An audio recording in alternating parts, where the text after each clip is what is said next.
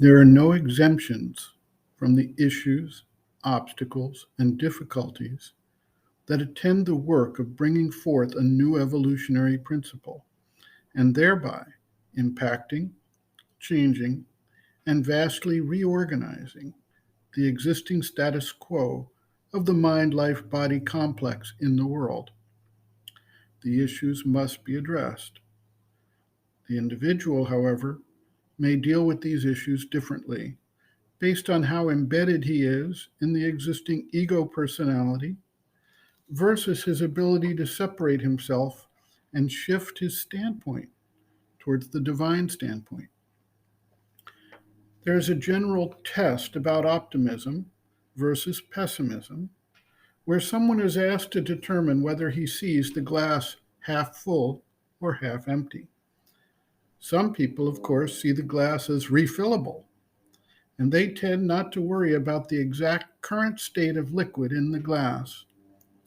Similarly, one can view the difficulties of the spiritual path with a negative perspective and identify with the suffering that they entail, or else with a positive perspective and recognize that all things will and must change as the spiritual development takes place.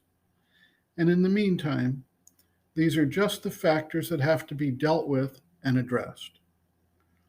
The separation of the awareness between the witness consciousness and the active being can be an enormous aid in not being beaten down by the obstacles that come up.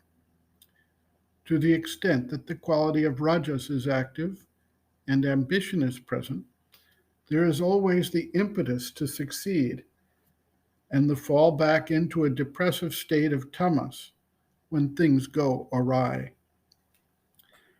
The seeker may moderate these reactions through applying sattva and maintaining a calm, collected, overarching view of everything that occurs. Sri Aurobindo writes, quote, "The sunlit path can only be followed if the psychic is constantly or usually in front, or if one has a natural spirit of faith and surrender, or a face turned habitually towards the sun or psychic predisposition, for example, a faith in one's spiritual destiny, or if one has acquired the psychic turn.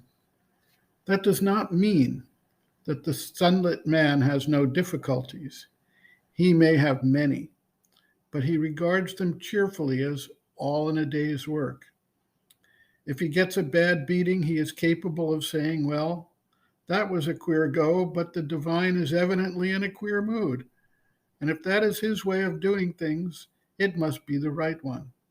I am surely still a queerer fellow myself, and that, I suppose, was the only means of putting me right.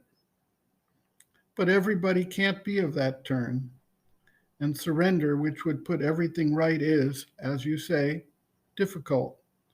At least it is difficult to do completely.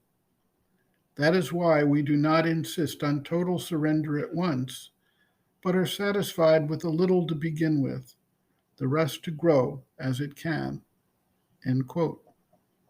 Reference, Sri Aurobindo, Integral Yoga, Sri Aurobindo's Teaching and Method of Practice, Chapter 10, Difficulties in Transforming the Nature, the Sunlit Path, pages 275 to 277.